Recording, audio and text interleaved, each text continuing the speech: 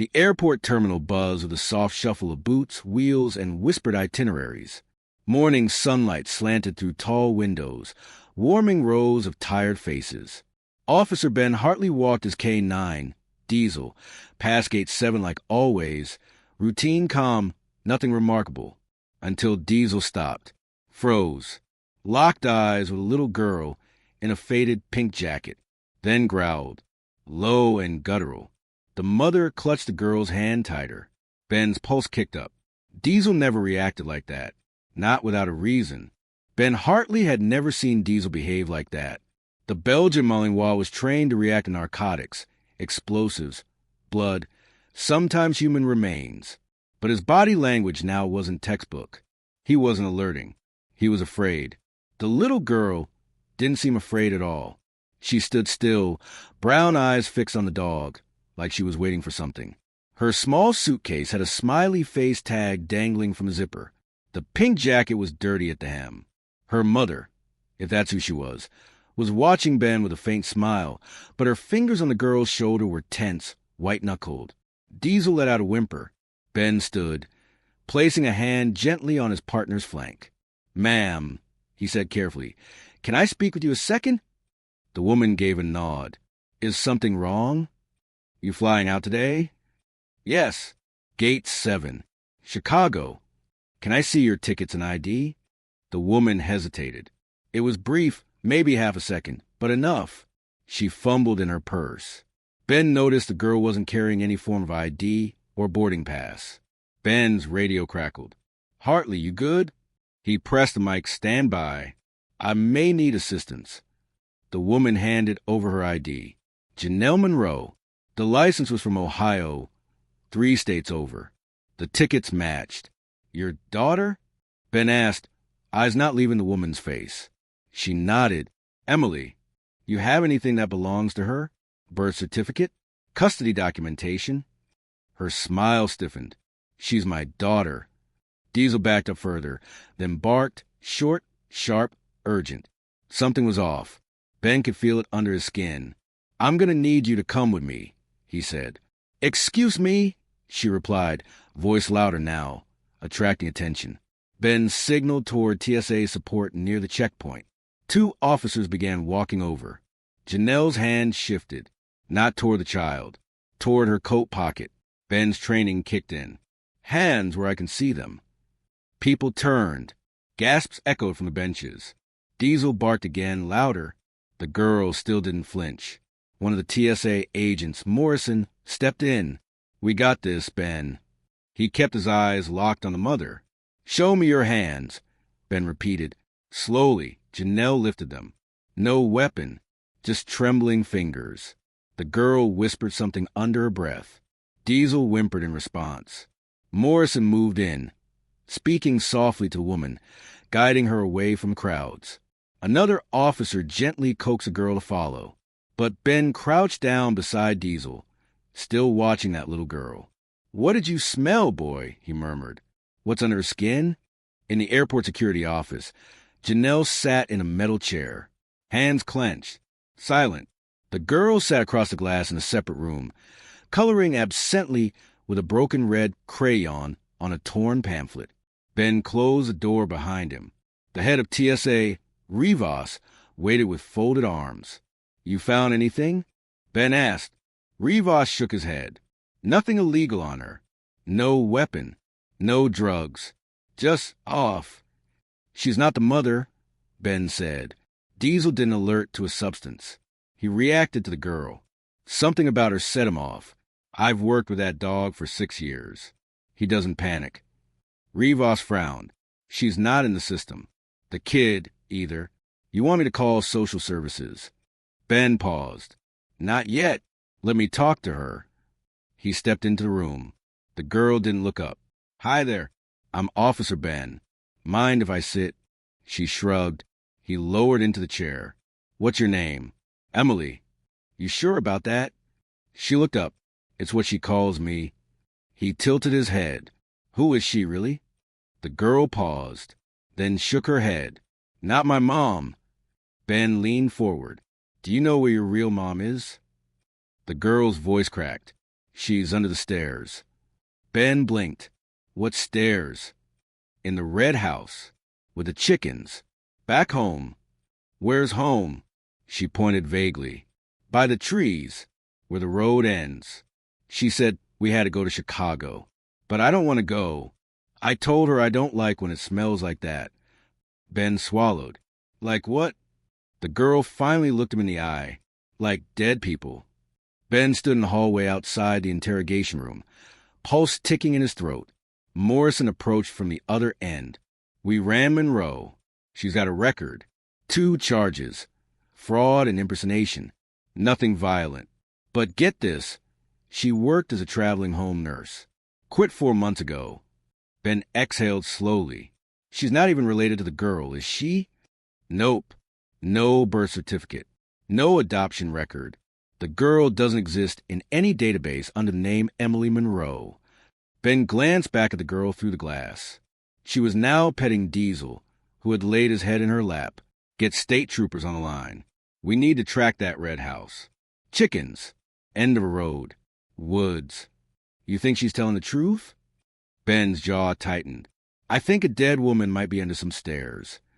By late afternoon, Monroe was in handcuffs and refusing to say another word. The girl was placed in protective custody. Diesel whined when they took her away. Ben couldn't sleep that night. He kept replaying the girl's words. She's under the stairs. It smells like dead people. The county sheriff from Sandbridge, 2 hours east, called the next morning. They had a property matching the vague description. A red farmhouse with a coop way out near the state line. It belonged to a woman named Karen Dorset, mid-40s, single, nurse, missing for 6 weeks. The neighbor reported chickens hadn't been fed in days. Ben took Diesel and drove out himself. The smell hit them before they even reached the porch. Flies swarmed the back screen. The coop was silent, no movement. Ben drew his weapon and moved in, the boards creaking beneath his boots. Diesel stiffened at the stairs. Inside, the house was quiet. Musty. TV left on in the background. Photos of a smiling woman and a young girl lined the walls. The basement door was ajar. Diesel growled once and pushed forward. Ben followed the K9 down the steps. His flashlight swept across moldy cement. Halfway down, Diesel stopped. Nose toward a wooden panel under the staircase. Scratched. Barked. Ben moved fast. The first thing he saw was a foot. Then the rest of the body, curled, half covered with a child's blanket. Dried blood had turned the stairs dark brown. Karen Dorset had been here all along. Ben sat on the porch as the forensics team arrived. Diesel lay beside him, silent now. The wind picked up. Somewhere, a rooster called out once, lonely, in his pocket. Ben held a drawing the girl had left behind. A red house, a dog, a woman in a blue dress, standing at the door, and behind her, a shadow, long and bent, holding something sharp. Ben's hands tightened on the paper. This wasn't over. Not yet. The Sandbridge County morgue smelled like disinfectant and lemon-scented grief. Ben Hartley stood at the observation window, arms crossed, watching as the techs zipped the body bag over Karen Dorset. Her face had been left untouched. Pale, lips parted, a dry bruise under one eye. The medical examiner, Dr. Leary, adjusted her gloves and gave a nod to the deputy beside her. Time of death? Ben asked, voice low. 3, maybe 4 days before you found her. Leary said, stepping into the hall. Strangulation. Blunt force to the jaw. 2 broken ribs. She fought, but not for long. Ben's jaw twitched. There was a child's blanket over her. Leary nodded slowly, almost tucked in. Whoever did this, they were trying to make it look like care, not murder. Or maybe the girl did it. Afterward. Ben remembered the way Emily's hand had rested on Diesel's neck. Soft, nervous. She's under the stairs, she'd said. Like she hadn't just seen it, like she'd been there. She's got more to say, Ben muttered. Outside, Diesel waited in the back of the cruiser, alert and watchful. The Foster home was a double wide off a gravel road, surrounded by brittle grass and the smell of charcoal smoke. Emily was out back, sitting alone on a tire swing. She was still wearing that faded pink jacket. Ben stepped through the fence gate. The social worker, Rhea Townsend, watched from the porch with arms folded and tired eyes. "She hasn't talked much," she said. "Only thing she asked for was a dog." Ben glanced back at Diesel in the truck, then nodded. He waved him out. Diesel trotted over without hesitation, tail low but wagging. Emily looked up, smiled faintly, and slid off the swing. "He came," she said, voice barely above a whisper. Ben knelt beside her. "He wouldn't let me come without him." She reached out, burying her hand in Diesel's fur. "Is she really dead?" Ben nodded. "Yes. I'm sorry." Emily didn't cry, just stared at the horizon. "You were there when it happened, weren't you?" he asked gently. She nodded once. "I heard her scream." Back in the kitchen, Ben laid out the drawing she'd left. Rhea hovered behind him, curious but respectful. The red house was clearer now. There were new scribbles near the bottom. Beneath the stairs, a black blob with red lines streaking from it. Above that, 2 stick figures, one large, one small. The small one had something scrawled inside the body. Letters, not a word, just shapes. Ben leaned closer. "That's not a blob," Rhea said, frowning. "That's a man. Look, arms, legs, but twisted, broken." Ben reached for his phone. "I need to check something." He called Morrison. "You said Monroe used to be a home nurse, right?" "Yeah. Why? Any record she worked with Karen Dorset?" "Hold up. Yeah. 2 home visits listed. No known family ties. Run a full background check on Monroe. I want everything. Alias history, travel patterns, and see if she's got a partner. Someone we missed." Morrison paused. "You thinking this wasn't just a kidnapping?" "I think Emily saw more than we know, and she's drawing someone who wasn't there when we arrested Monroe." That night, the red house burned to ground. Ben got the call at 11:13 p.m., flames licking up into the dark sky. Neighbors had seen a truck speeding off an hour earlier. Volunteer firefighters were still dampening the wreck when he arrived.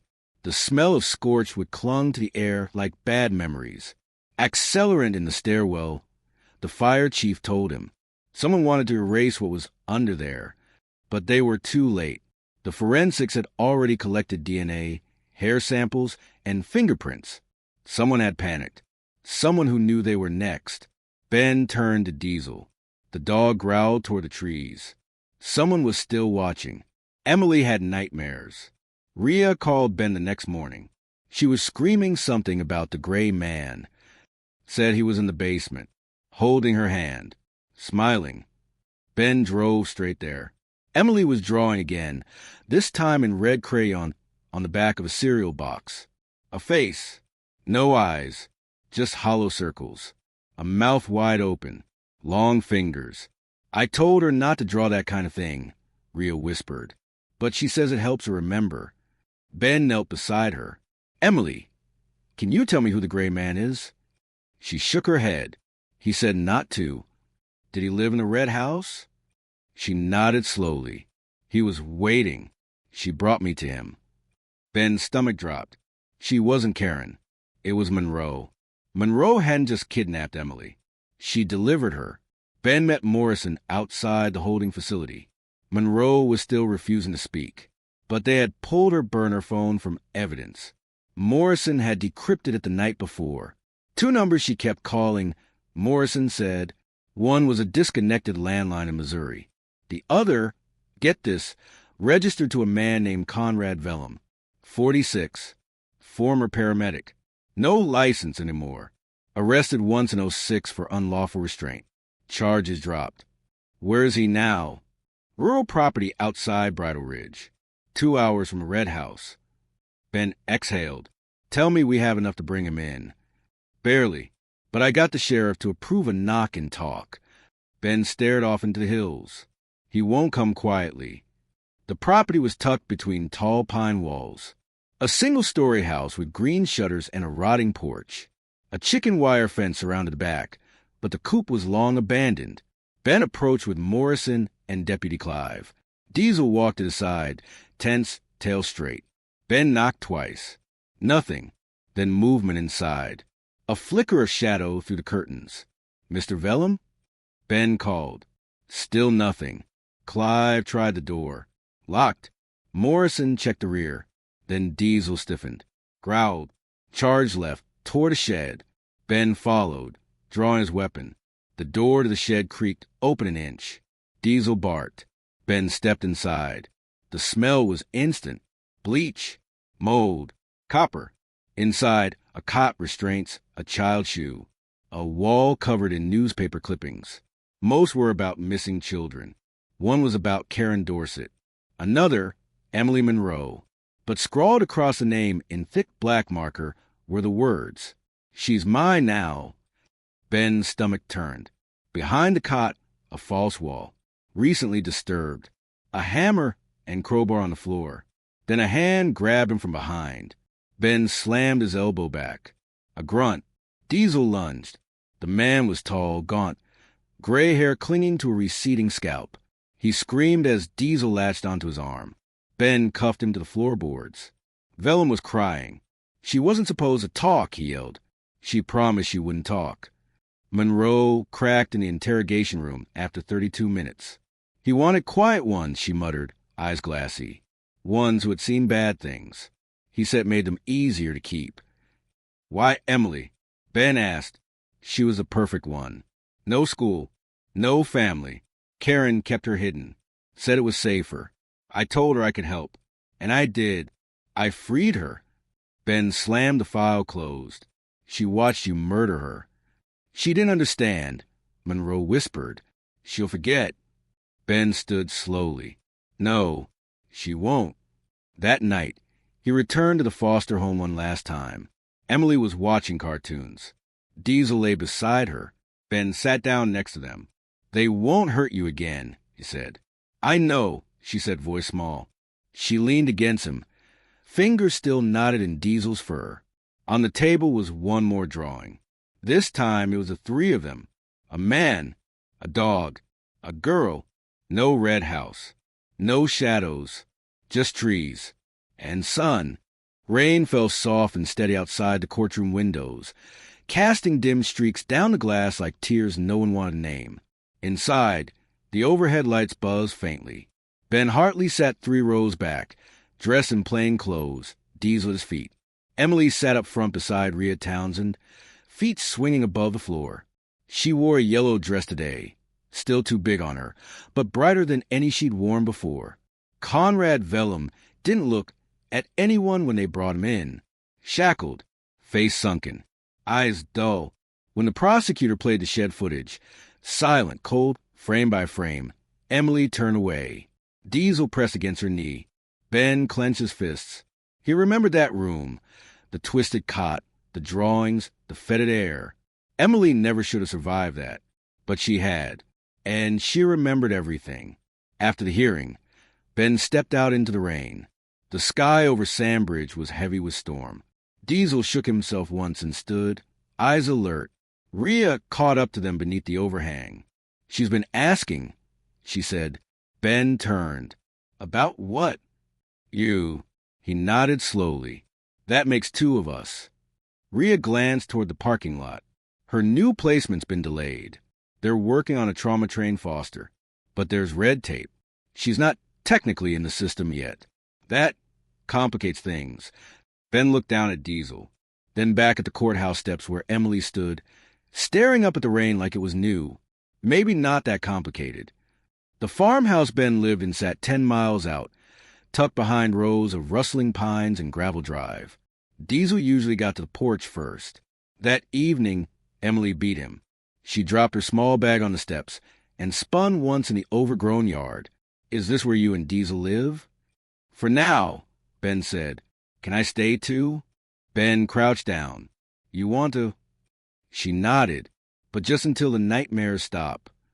Ben swallowed hard. "Yeah, just until then."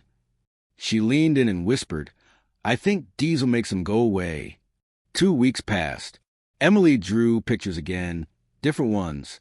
A tire swing, a dog running through trees, a cabin with smoke curling from the chimney. One day, she handed Ben a drawing folded 3 times over. On the inside was her, standing between two adults. The man was tall. The woman had short hair.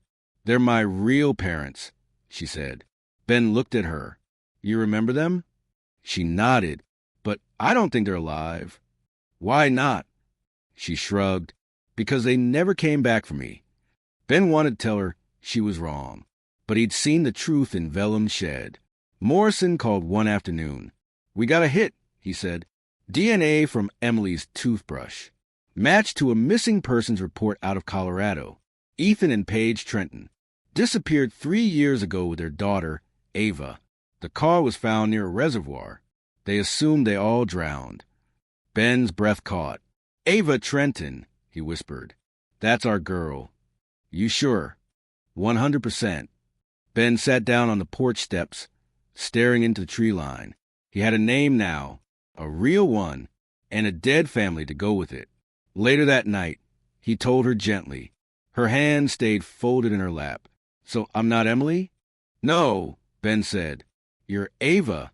She looked down at Diesel, who rested his chin on her foot. "What happens now?"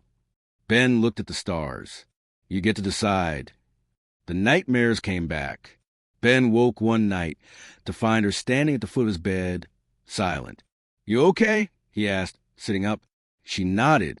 "Can't sleep?" I saw him again. Ben swung his legs out of bed. "The gray man?" She nodded. "But I told him I wasn't his anymore." Ben reached out his hand. She came closer, curled against him, shaking. Diesel leapt onto the bed and lay beside her, without a sound. "You're safe now," Ben whispered. She didn't answer, but her breathing slowed. Months passed. Monroe took a plea deal, 30 years. No parole. She wept in court, but not for the girl. Vellum never spoke again. He died in county lockup. A stroke, they said, or a seizure. Ben didn't ask for details. Ava asked to visit the Red House one day. Ben took her. It was just ash now and overgrown weeds. No chickens. No ghosts. Just memory. She left a rock on the spot where the stairs once were. A flat stone with a painted blue heart.